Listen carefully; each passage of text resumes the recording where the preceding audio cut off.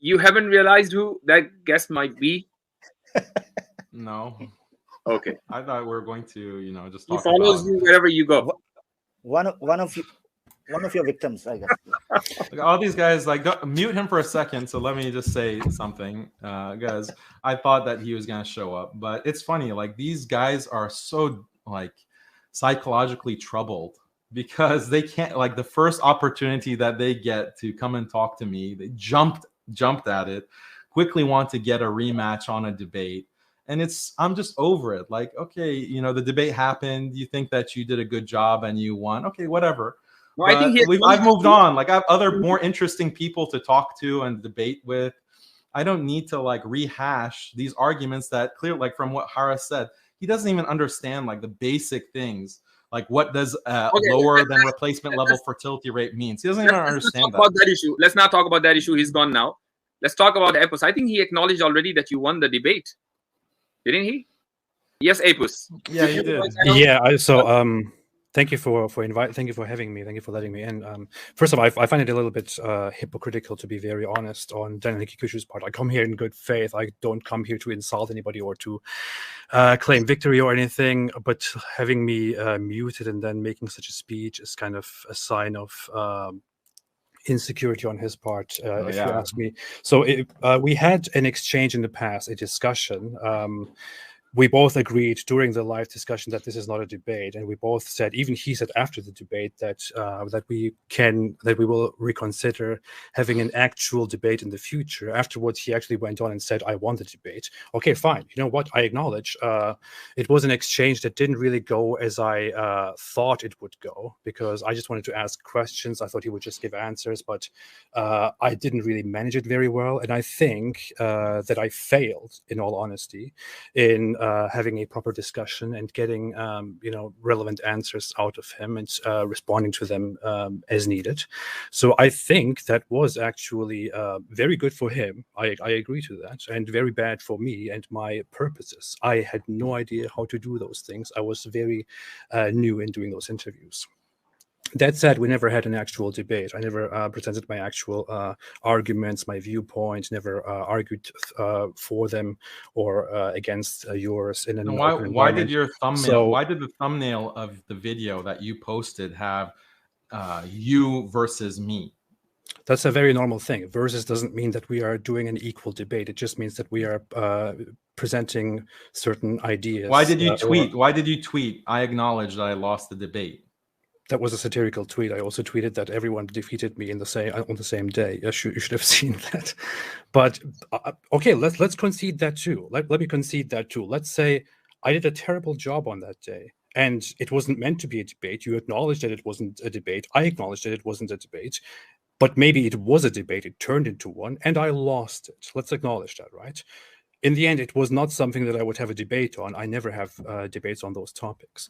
I usually have debates in a moderated, fair environment, like modern day debate, which you are familiar with, on actually relevant topics where we push ideas against each other. On that day, I didn't have any ideas that I presented against you. I merely came up with little responses. So I think the whole point of that conversation was you made a video attacking me on certain things that I was saying about LGBT, and the whole point of coming was to talk about that and to argue with you about that. So you were proposing certain ideas. You were proposing certain positions that, you know, LGBT is perfectly normal. We should have freedom, and anything that Islam proposes on this topic is barbaric and wrong. That's your position. I was doing exactly what I told you I would do. Maybe I went a little bit off track, but I said I would ask you questions to make you clarify your positions. It didn't really go as planned. I acknowledge that. But yeah, so I would say the best thing we could do, and I don't see how that could be interpreted as me being desperate or, you know, trying to redeem myself or whatever it is. You see it that way. I really don't care. I really do not care at all. But the best. Why are you here? Why are you here to ask me what? The best thing to do would be to go on a debate platform like Modern Day Debate and have an actual debate and then see how that will go. What could go wrong if you are so good, if I'm so terrible? We saw everything that you can. We see everything that you're able to produce on your channel and in that conversation that we had. Every point that you make has been responded to 5 times over by Muslims, including myself. For so there's example? not people like Farid Responds, people like Sajid Okay, Lipum. They have let me ask you some people questions then. people like Thought Adventure Podcast, people like Jake the Muslim Metaphysician.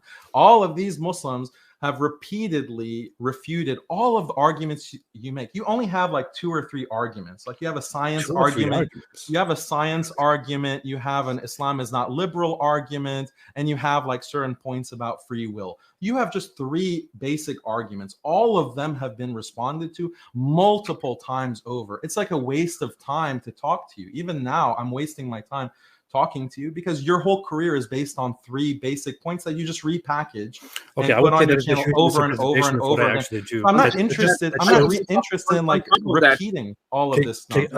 Daniel and Apos, on top of that, it seems like you have a great unwillingness to talk to me. I would just like to present some questions here, some arguments, and see how we can actually talk about them. Because you're completely misrepresenting what I have. All your questions have been responded to. I don't have 3 arguments. I made a video with 60 arguments that are based on science. I have more, dozens of them listed. There are so many things that nobody arguments are all one argument. The 60 arguments are all one argument. Okay, Islam is not scientific. That's the one argument. Okay, Daniel, if you're not interested, let me ask the Mufti questions. I have more respect for him in this sense. He seems more open to having a conversation right now. Let me ask him. This is not a conversation. I didn't realize that this was a conversation with APOS stream. I thought this was questions from apostates. Ask a question and get lost. You're not ready for apostates then, I guess. Okay, sure. APOS, if you have a question for Daniel, why don't you ask? I think just coming here and again challenging for the debate is not a good idea. I mean, the thing is, you see the difference in conduct, right? I come here with all good faith and niceness, and in a diplomatic way. And here is the response. That's good. That's good. You presented your point. He presented his point. If you have any question for him, sure, yeah, I'll do that. Since he said that I should just present my questions and not discuss, I think it would be nice to just to prove him wrong, to present a few points that I think are of importance. For example. In the Quran, certain names of prophets are listed. Don't give a whole speech. Ask a question. I am asking questions. If you this is not like a platform for you to present your whole. Daniel, don't be scared. Don't be scared. Don't be scared. Calm down. It's okay. I'm just asking questions. Don't be scared. You're the one who had an anxiety attack on camera. Like, you're telling me not to be scared. I have an anxiety disorder, also a depression. Yeah, I know. I'm not making fun of it. I'm just saying you need to be careful. Yes, you did because of your disorder. You did make fun of your disorder. Now you're personally attacking me again. Stop attacking me. Just let me speak. I have a question for you. So you have this anxiety problem, which I'm sorry about it, but did you have it before you became apostate or after you became apostate? Before. I've had it all my life. I've had ADHD, depression, anxiety, and all of that since I was about 12 years old. It has nothing to do with apostatizing. Okay. It's a very bad line of career for someone who has an anxiety disorder. If you have this kind of problem, why are you involved in debate? Should I not do this? Should I not speak my mind because I have mental weaknesses or illnesses that many Muslims also suffer from? Bangladesh is one of the highest countries in terms of depression. Do you think people in Bangladesh should not engage in public discourse and debates? If someone who has an anxiety problem, it's not wise to engage in public debates. Yeah, well, I don't really respect what you consider wise. I don't think you should talk on. I'm not saying respect it. I'm just putting my point out there. With all due respect. With all due respect, you talk about inferiority complex, which is a psychological concept that you don't have any education or any understanding of. I do. I don't think you should use things like an inferiority complex to misplace and falsely describe people like Aristotle or ex-Muslims. An inferiority complex is nothing like what you describe. That said, that's just a side note. If you want to learn psychology, you learn from people who actually study or have studied psychology. Okay, now, coming to Islam.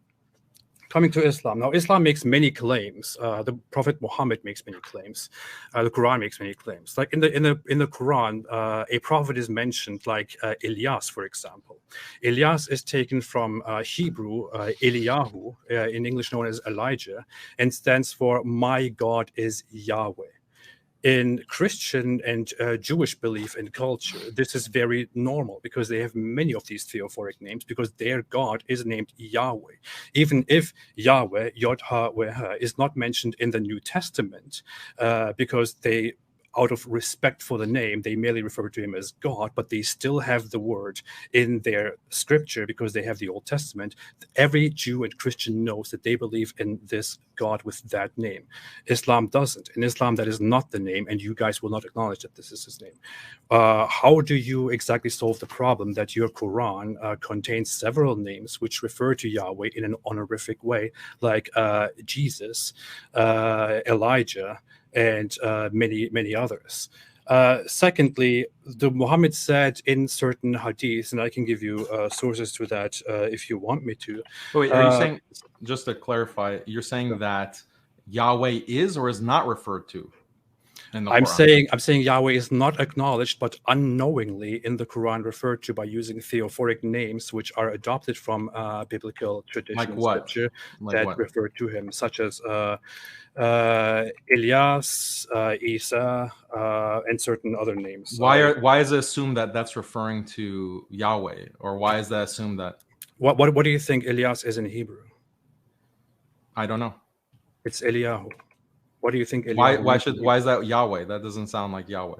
That is how Hebrew works. Maybe you need to have a more deeper understanding of how Hebrew works, but that is how. No, I acknowledge that I don't know Hebrew, but I want to know where is this coming from. Just because they have similar letters, if they have similar letters in Hebrew, that means that it's the same word. No, Yahu or Yah is how the God Yahweh, with the reduction of letters, is referred in Hebrew, in the Hebrew language, in biblical history. You will find this reference everywhere in Jewish history. If you open the Bible in the Old Testament or in the Hebrew Bible, you will find the word Yahweh 6,000 times or more, and you will find many honorific theophoric names which contain this name precisely. And Eliyahu literally means "my God is Yahweh." You know, Apis, do you know who was Elia? Was a prophet according to the biblical tradition and according to Islam. So Elias cannot be Elia? What do you mean? Elias cannot be Elia. You're saying Elias is Yahweh, right? No, I'm saying Elias is Elias in the Quran is Eliyahu or Elijah. Why not Elia? Who's Elia? You said he was a prophet. You just said it. I'm saying Eliyahu, Elijah. I'm asking about that is Elia. the same prophet. I'm asking about Elia. Who's Elia? Which Elia are you referring to? That Elia was a prophet. Okay, I thought we were talking about the same person. I thought we were talking about Eliyahu or Elijah, right? That's what we're talking about. You're saying because of Elias and Eliyahu, because there are some similarities. So Quran used the word Eliyahu from Hebrew tradition and presented as Elias. What I'm saying is that you are aware that there is a personality in the Hebrew tradition, and his name is Elia, and Elia was a prophet. You just acknowledged. So why not Elias can be Elia? I don't understand what that means. I don't understand what you're asking me. I really don't understand what you're asking me. I'm sorry, but please clarify what you're asking me. Elias is according to Elia is a prophet. Yeah, in biblical culture. I don't know what Elia is. You just said he was a prophet. In Hebrew, Eliyahu or Elijah according is that who we are talking about? According to biblical tradition, Elia was a prophet who was sent to a place called Baalabak, which is now situated in Lebanon. So Elias, why do you think that Elias is actually the Arabic word for Eliyahu and not the Arabic name of Elia? That is the it is for Elia, but how does that even matter to the actual discussion? I don't understand what you're pointing at. What does Elia mean in Hebrew? Elia is a prophet according from the right? Okay, what do you think it means? What do you think the name means? Elia is a prophet from the biblical culture. Okay. Right? This is a very strange. Your whole argument, your whole argument is based on Eliyahu, the meaning of Eliyahu, from the biblical culture. Yeah. Which means, what is the meaning of Eliyahu, by the way? My God is Yahweh, or Yahweh is my God is Yahweh. Okay. So my God is Yahweh. All right. So do you think that a prophet would have this name, my God is Yahweh? Yes. Why not? Okay. So if it is a name of a person, not God, then what's wrong in it? If the Quran mentions the name of that prophet, what's wrong in this? Because according to the Quran, this is a very honorable prophet of Allah who carries a very important name, which honors the name of their God. And this prophet's name, according to the Quran, is in agreement with the Hebrew name, which is my God is Yahweh. So my question here is, do you acknowledge that that the God that you believe in is actually named Yahweh, is actually named Yahweh? Or do you think this is completely made up? What is the meaning of Yahweh? It is something along the lines of I am who I am, or I am that I am. But in the Bible, it's also said that this is his actual name, and this is how he should be remembered for all eternity. So if someone's name is my God is Allah, do you have a problem with that? I don't know. Okay. So in Hebrew culture, Allah and Yahweh, so Yahweh, Hebrew's Yahweh is Allah in Islamic culture. And a prophet's name is my God is Yahweh.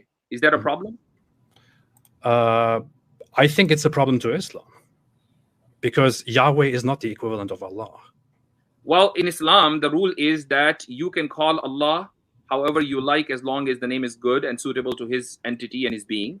So, وَلِلَّهِ الْأَسْمَاءُ الْحُسْنَى فَادْعُوهُ بِهَا. It's in the Quran. So Allah subhanahu wa ta'ala does not say in the Quran anywhere that you have to call Allah with this particular name. So in your local language, you can call Allah. You can give him any name that is suitable to his being. So if one's name is my God is Allah, if that's not a problematic thing to you, therefore in biblical culture, if one's name is my God is Yahweh, that shouldn't be problematic to Islam. Well, you're misunderstanding the whole premise here. You're misunderstanding the whole premise here. The issue is not that a certain word is being used. The issue is that the word Yahweh, the name Yahweh, is not just a random name. This is, according to Abrahamic tradition, it was forever known so, the actual unique name of God.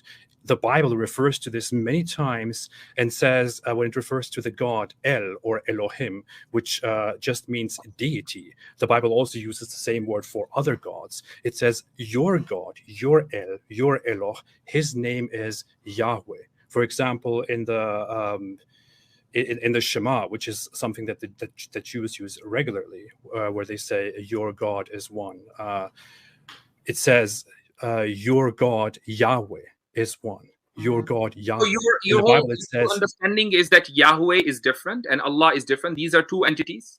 Is that your understanding? My understanding is that Islam adopted this God from Abrahamic tradition without knowing that this God's actual name, his specific unique name within Abrahamic tradition, is Yahweh. It is not Allah. It is not just a title. It is an actual name. I am a human in different languages, but my actual name is Ridwan, for example. In Islam, God's name is apparently Allah, or he doesn't have a unique name, I guess. I don't know. But in Hebrew, in the biblical tradition, God's name, so Eloh's name is Yahweh, and this is known unanimously. Hey, Apos, here's a question. Did Abraham know the name Yahweh? Not sure. I think according to the biblical tradition, it is something that was only revealed to Moses and not to the people before him. So I guess according to the Bible. Brother Daniel, just a second. My question to the Apos: what is the translation of Walillahi al-Asma'ul Husna? The beautiful names of Allah. Yeah. So Allah can have multiple names, right? Sure. Yes. But that's not the point, because that is just something that was the point. That's just something that you give Allah to. Allah's name or God's name is Yahweh. In a different culture, he has a different name.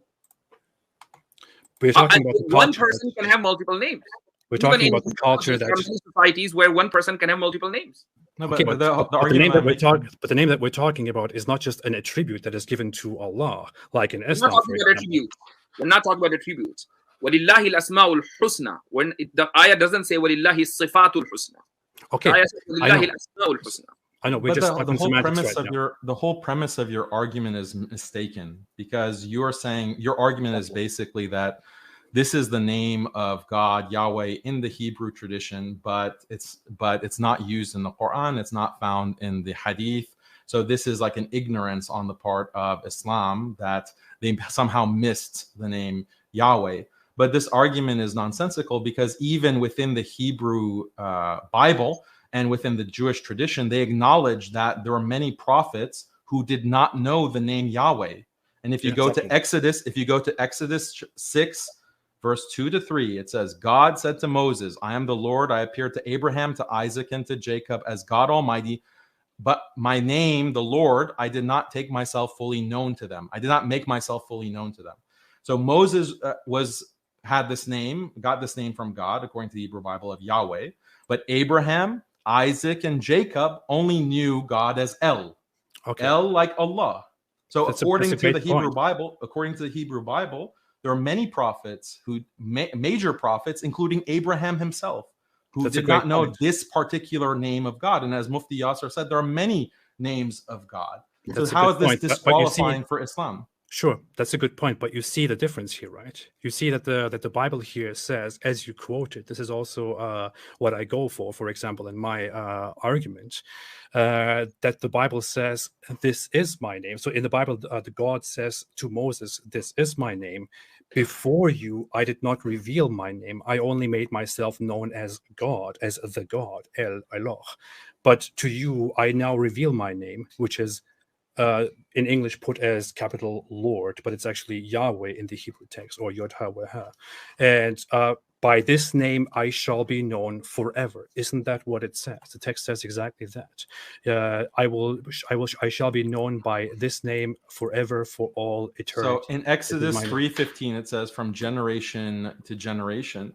So this is the name specifically for Bani Israel, for the Israelites. So this is just there are many people who know God not by any Semitic name. They just know it by God, right? So how does that, why does that mean that everyone has to be using that particular name? This is a leap of logic on your part. How do you get that? How do you get that conclusion from? I don't think that's really what the text here says. This is an interpretation that I've never heard before, in all honesty. That's your interpretation. This is just something. No, this is your interpretation that this is only for those people. This is not the case. What the Bible here says in the text is, this is how I shall be known from now on, generation for generation. It does not say anywhere that this is just for the Hebrew people. This is just God saying, this is my name, and I shall be known by this forever. So Torah, where do you get that this is just for the people? So Torah was for the entire mankind? It was by the Jewish beliefs meant to be for the people of Moses, according to. So from generation to generation means human generation or the generation of Banu Israel, Israelites? It is very unspecific here. So God introduces himself. So the entire Torah is for the people of Banu Israel, but this particular verse is for everybody. No, you're conflating certain things here. It could be that the Torah is only meant to be followed word for word by Jews, but that does not mean that when God says, "This is my name, I shall be known like this forever," that is I shall be known forever by you. You will call me with this name. No. Because all the teachings of Torah were for the children of Banu Israel. Okay, you're just applying your interpretation. Applying a false logic here. When it says, "This is my name. This is how I shall be known forever," just because the Torah is a book whose rules are to be followed only by the Hebrew people, that does not mean that my name, I shall be known by this forever, is only a rule that applies to Hebrew people. So if I say I give you people a book of rules, by the way, this is my name, I shall be known by this forever, that does not mean that I shall be only be known by you. You're misinterpreting the verse. You're misinterpreting the verse, Ridwan, because you're saying that this is the name. Can you give me a specific verse? Exodus 3:15.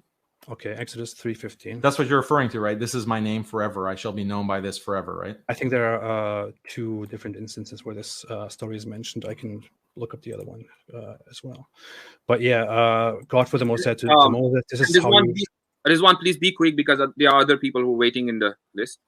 Look, it says, he said to Moses, "This is what you shall say to the sons of Israel. The Lord, the God of your fathers, the God of Abraham, the God of Isaac, and the God of Jacob has sent me to you. This is my name forever, and this is the name for all generations to use to call upon me." So did you miss the first part where it says, say to the Israelites? Does that mean this is just for Israelites? No, it's not. Well, I'm just says, the plain reading of. So wait, let me talk now. Let me talk. Okay, sure. The plain meaning of the plain reading of this verse. God said to Moses, "Say to the Israelites." That's a specific group of people. Mhm. This is my name forever. Now you seem to imply that if a name other than Yahweh is used to refer to God, this contradicts what the verse is saying, right? Yeah. But actual Jews, and throughout Jewish history, they have used the word Yahweh to refer to God, but they also continue to use the word El. They continue to refer. They also use Adonai because they don't use his actual name because exactly. there are multiple. Because what they say. Don't interrupt me. No.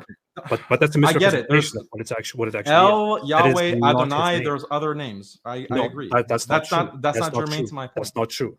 It is not, those names are not his name. No Jew believes that those things are actually his name. What's Jews Israel? Agree. What does Israel mean? Jews agree. It means struggling with God, resting with God. So El refers to God then? Yeah, in the Torah, El is used by Jews. Used by Jews. Torah, if you let me speak, in the Torah, El is also used for other gods. If you let me speak, you interrupted me. So Israel, Ishmael, okay, Gabriel, they all use the word El to refer to God. So these Jews and Israelites were using the word El to refer to God throughout their history up until the modern day. This verse that you're citing from Exodus is not saying that, okay, you can only use the name Yahweh to refer to me. That is the only name of God that you can use to refer to God. That's not claimed about the verse. But then what's your argument? Okay, may I respond to that now? Go ahead. Go ahead. Okay, please don't interrupt me. I never said that you can only use this name. I never said there are multiple names. I never said any of those things. I also said very clearly, if you pay attention at the very beginning, that El means simply God or deity. This is known within Hebrew culture and is also used throughout the Bible to refer not only to the one God of Israel, but also to other people's gods. For example, it says they have made an El, an Eloh out of gold, for example. So it refers to other people's gods also as El or as Eloh. This simply means deity. Jews know for a fact that this is not the name of their God. What they do know is God has one unique name. You don't have to laugh about this. This is what every Jew knows. You can ask them. God has one unique name, which is holy. It is Yod HaWeha, also today known as Yahweh or Yehovah. This name is holy. This name shall not be frequently used. In order to avoid using this name, you can use titles, honorific titles like El, Eloh, God, or Adonai, Lord, or certain other titles, which are not God's name. They are simply titles in order to refer to him in an honorific way. In the end, if you know a king named Mahmud, for example, but you refer to him as my Lord or my king or my ruler or eminence, whatever it is, are those things his name? No, they are merely titles in order to refer to him in an honorific way. His name will still be Mahmud. It will not change. In the same way, according to the Abrahamic belief, to the biblical belief, God's name from the very beginning to the very end is Yahweh, and he makes himself known as God or as Lord and so on to different people. Just because some people did not refer to him as Yahweh, that does not mean his name is not Yahweh, because that would contradict with the very idea presented in multiple occasions here, which clearly say, where does the Bible say, I am Yahweh? Where does the Bible say that Yahweh is the only name of God? Yes. I have never said that Yahweh is the only name of God. Okay. I've said that Yahweh is the unique. And you also acknowledge, that there were many prophets, according to the Bible, who did not know the name Yahweh before it was revealed. Yes. So what is the objection then? What is the problem in Islam? So what is the fact that Muslims and the Prophet, peace be upon him, was not given a particular name? How does that disqualify him as a prophet? Or how does that make him ignorant? I don't say it disqualifies him. I'm simply asking certain questions to look for an answer here. What I'm asking you is, are you as Muslims, or is Islam, or are Muslim scholars, is Muslim theology aware of the fact that the biblical God's name is Yahweh? And what do you say about this? No, in Islam, it's recognized, and I believe that there's a hadith about this, that there are many names, thousands of names that God has, and not all of them In were the Quran, revealed. it says, وَلِلَّهِ الْأَسْمَاءُ الْحُسْنَى. It's in the Quran. Okay. Yeah, but some people could say that the Quran is referring to the 90, in that ayah, it's referring to the 99 names. But there are other narrations, there are other hadith, that God has thousands of names, and not all of them are known to the Prophet Muhammad. Okay, but that's acknowledged, that's recognized in Islam. But those are the actual names, right? So when you say Qadir, for example, you could use it as a word to refer to different things, while also using that as one of Allah's beautiful names. But you acknowledge that God can have. We don't use Qadir to refer to different things. We use Al-Qadir to refer I know, but Qadir to different I understand, but it is a. Qadir and Qadir. I understand. But what I'm saying is, it is a word that you are aware of, a word that is that is known in vocabulary. Some Muslims even unknowingly, or maybe out of a lack of piety, use it to name themselves. Or if some people accept that this is okay, name their children that way, or refer to certain things, to certain qualities that way. But normally, you are supposed to believe that this is a name that God is known by, because He is the Qadir. But you cannot do the same thing for Yahweh. And you acknowledge that according to the biblical idea here, this is not just a name to describe Allah, God's quality.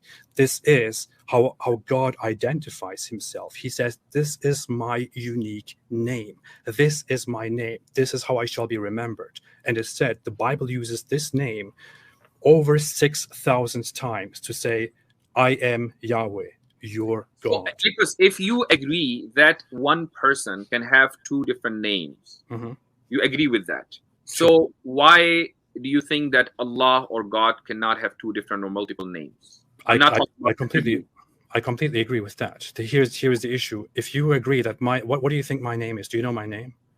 Ridwan. I think your name is Rizwan. Yeah, my name is Ridwan. Okay, so if you know me, but you have no idea what my name is, you have no idea what my name is at all, but you also claim that you are a very good friend or a very good follower or a very good whatever it is of me, what does that say? It says that we are not really familiar. I don't know their nicknames. They're recognized in their family by their nicknames, and outside they're recognized by identified by different names.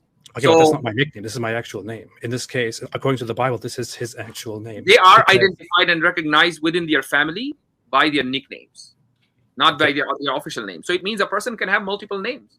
And so Allah can have multiple names.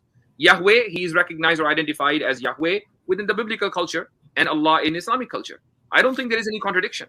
Okay, but we are not talking about nicknames. We're talking about my actual name. I'm not saying nicknames. There is a thing. An example. That was not an analogy. That was just an example. I'm not talking about nickname versus official name. I'm talking about a person can have multiple names and can be identified by one name in one circle and identified by another name in a different circle. Okay. Do you acknowledge that Yahweh might be a name that Allah Himself preferred to identify Himself with and used for Himself uniquely throughout the Bible? No, but He didn't use it uniquely. It's not uniquely used in the Bible. As you Okay. By uniquely, I mean I'm saying I don't know how else to put this to get the semantics right here. But something that He used. This is the only name that He used more than 1,000 times to refer to Himself, except the title Eloh or Elohim. If it was so unique, then all the prophets and messengers of Banu Israel, they were aware of it. They were not. Well, they were after it was revealed to Moses, according to the Bible itself. It says, this is my name. I am the one who spoke to Abraham and to all the others. My name is Yahweh, and I reveal my name to you. Ibrahim, peace be upon him, was not aware of it. Yaqub, peace be upon him, was not aware of it. Yes, but this is what it says. I am the one who spoke to them. So it means this is my name. It's not a unique name of God. Otherwise, every prophet from Banu Israel would have known about it. Okay. Let me say that. He says, I am the one, I am the God who spoke to Abraham and to all the others. My name is Yahweh. I am revealing my name now to you. I did not reveal it to them. From now on, for generations, you shall know me by this name. That's what it says, doesn't it? So the people were worshipping Allah or God without knowing His name all the prophets and messengers, they were communicating with God without knowing his name? Possibly, yeah. This is an example that how come you can have a friendship with someone you don't know his name? Well, I would say that the logic here is very clear. It says, I am the one. I did not reveal Exactly. it to them, yet I am revealing it to you, to Moses. From now on, you shall know me as that. There is no contradiction here. From now on, it doesn't mean before this, I was not known by this name. So all the prophets sure. and messengers before Moses, they were talking to me, they were communicating with me, I was communicating with them, and they did not recognize me with this unique name. That, according to you, is unique. Sure. No, yeah. That means it is not a unique name. No. He speaks to Abraham and he says, I am God. I am your God, right? And after a while, he doesn't reveal his name to them for some reason. I don't know why. Right. Don't question me. He comes to Moses and says, Because it was not unique. and says, That's why. it is unique. What do you mean? He then It's actually not unique. Like, do you know the it history is- of the word Yahweh? is it- Do you know the history of this? Well, if you want to go into the historical aspect, I would completely disagree with the biblical aspect here and say that the name Yahweh developed over time and was adopted from polytheistic beliefs into a monotheistic belief, but that would completely interfere with your Islamic beliefs as well. No, it doesn't interfere with Islamic beliefs Yeah, because sure. we believe in tahrif. We believe that the Bible has been corrupted, that the Hebrew Bible was corrupted. It doesn't actually, it's perfectly consistent with Islamic beliefs that a polytheistic name Yahweh has been adopted from the Canaanite polytheistic religion, When? has been adopted into the Hebrew Bible and mixed with other things. And there was kind of this writing of from now, because there's an obvious question. Well, why didn't these texts that refer in Genesis, for example, that has Abraham, Ishmael, and Isaac, not have this name Yahweh? But in our religion, in this polytheistic religion that we're adopting, there is the name Yahweh. How do we reconcile these things? How about we just write a verse in Exodus that from the time of Moses, we'll be referred to as Yahweh. This is how academics explain it. So are you a Christian or a Jew that you're trying to make this kind of argument? You're shooting yourself in your own foot right now. No, I'm asking, are you a Jew or a Christian? Are you a Jew or a Christian that you're trying to argue from the perspective of the Bible as if it's coherent, as if it has no historical questions? Okay, so you didn't reveal that part of it, right? Why don't you reveal your actual views about the word Yahweh? You said it evolved from polytheistic words. So we can completely agree with you on that as Muslims. That doesn't contradict any Islamic belief. First off, I didn't say it evolved from polytheistic views. I said that there is a historical aspect and a perspective. But if you want to go by that hypothesis, Daniel, then that would be shooting yourself in the own foot, because according to that hypothesis, the entire God of the Israelites was a polytheistic God who was long ago, 1,000 years BC or before, adopted by the Israelites, by the Hebrew people, as their own unique God because they wanted to be unique, and was then developed over time.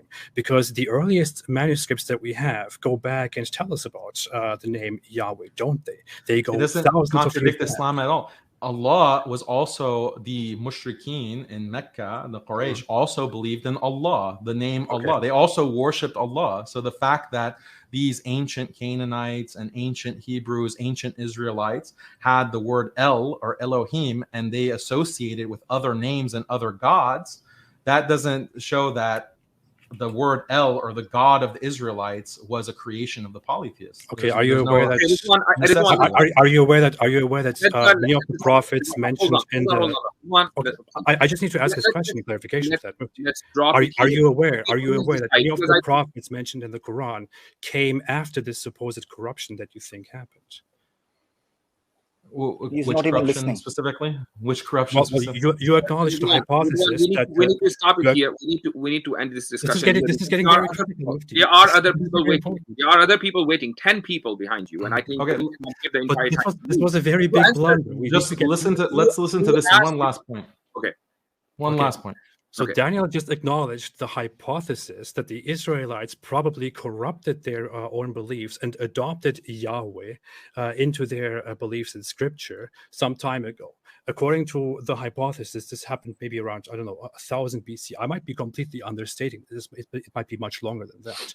But according to the Quran, there are certain prophets which, when we look at the timeline, came long after this supposed corruption happened. So the Israelites corrupted their own religion. They corrupted their own scripture. They adopted a false name for their polytheistic God named Yahweh. And after that, certain people came, just like Elijah, for example, who is mentioned in a very very honorable way in the Quran. And those people are considered righteous people who led the Israelites, who led the Hebrews, and they are honored within the Quran. If now this religion that we have, which comes with a corrupt guy called Yahweh, is merely a perversion made by the Israelites, then doesn't that mean that the prophets mentioned in the Quran, which come after that corruption, are also part of that corruption, are also part of that corrupt history? Why does Islam acknowledge those prophets? Well, where is the information coming from about these prophets? If you rely on the Hebrew Bible to get information about the prophets who came after Moses using this name Yahweh, then obviously that's part of the same corrupt source of the Bible. But the Quran, when the Quran speaks about the prophets who are coming after Moses, it is giving the true story, the actual story that they are fighting against shirk, they're fighting against polytheism, and they're instituting and calling people to tawheed, to the oneness of God and monotheism. So you're mixing up your sources or your epistemology. We have the biblical source, which we're saying is corrupt. That's the Islamic position, that these texts have been corrupted, and they could be corrupted in a kind of consistent way. Like the corruption or the changes could be, inserted at many different points within the biblical narrative. None of that concerns Islamic epistemology and what we understand of the prophets and that history. Can I ask one clarifying question? Okay, all right, Apos, I think we should end this here. Can I ask one final clarifying question? We cannot drag this forever because there are other people waiting. I acknowledge. I will leave. I just want to ask one final question. Is it related? Is it a new topic, or are you going to ask? It's just about this. Just to clarify. Go ahead. Okay, so are you suggesting that prophets honored by the Israelites, by the Jews, and also mentioned in the Quran, who came after this supposed corruption, where they falsely adopted this name Yahweh, were actually just not prophets who were acknowledged by the Jews, but were just engaged in an infighting in order to correct the false polytheistic beliefs of the Israelites? So prophets that came after that corruption were actually fighting against the corruption and against the polytheism within Israel. Is that your suggestion? Yeah. So the whole understanding about the prophets that came to Bani Israel has many prophets, and the whole purpose is they kept corrupting their texts. They kept corrupting their practices, and this is discussed in the Quran and in Hadith, that this is a tendency of Bani Israel, that they would take a teaching from a prophet and they would distort it. And so another prophet has to come to correct it over and over and over again. So that's perfectly in line with the Islamic conception of prophethood. Thank you. Okay, I'll take all right. All right. Thank you, Rizwan, for showing up here. Thank you so much. I'll see you. You're welcome. Am I audible? Sorry, I don't feel very well.